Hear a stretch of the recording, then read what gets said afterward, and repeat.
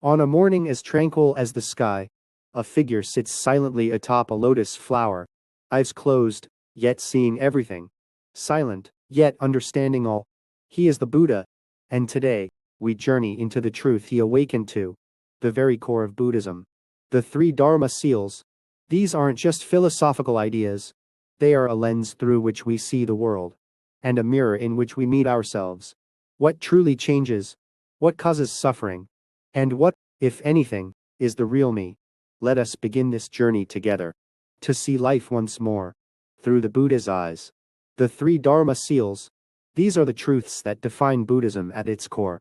Buddhism has countless teachings, countless scriptures, but without these three truths, a teaching cannot truly be called Buddhist. So, what are the Three Dharma Seals? They are impermanence, suffering, and non-self. First, impermanence means that everything changes. Nothing stays the same. Second, suffering arises because things don't go the way we want. Clinging leads to pain. And third, non-self means that there is no eternal, unchanging self. What we call me is a flow, not a fixed identity. These aren't just religious concepts. They reflect the everyday reality of our lives. How we experience change, disappointment, and identity.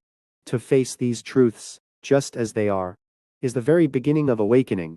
And so, starting now, let us explore each of these truths one by one, and learn to see life through the eyes of the Buddha. Everything changes.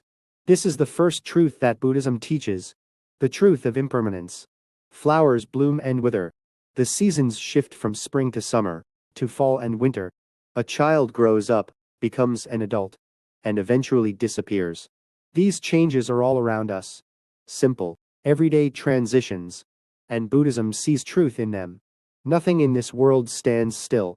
People change. Emotions, thoughts, memories. All of them pass. Yet, how often do we wish they wouldn't? We hope happiness will last forever, that love won't fade, that a relationship will remain just as it is, but the truth is, nothing is unchanging.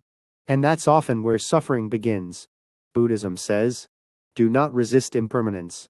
Instead, accept it, just as it is, because if all things change, then pain, too, will not last forever. Heartbreak, failure, even the deepest despair, they all pass.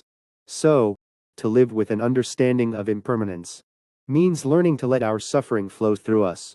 Instia. Why is it that we hurt so often in life? Our bodies fall ill, our hearts break, and even those we love most, we must one day say goodbye to. Buddhism teaches that all beings in this world carry suffering, what it calls dukkha. But this suffering isn't just pain or sadness. It runs deeper. It comes from life itself, not going the way we want. The Buddha saw this clearly. He gave up his life as a prince to face suffering head-on. He encountered aging, sickness, death, and realized that none of us can escape these truths of existence. So where does suffering come from? Buddhism answers, suffering arises from attachment. We expect permanence. From what is impermanent, we hope that change will never come. But that hope is the illusion that leads to suffering. Love fades, health weakens, success passes, youth disappears. Yet we cling to them, as if they were ours to keep forever. And when we lose them, we fall into grief. To free ourselves from this cycle, Buddhism says we must be. Suffering is not our fault. It lies within the very structure of life itself. Now, we move toward the third and final truth, Anatta, non-self. Buddhism teaches that there is no eternal, unchanging me.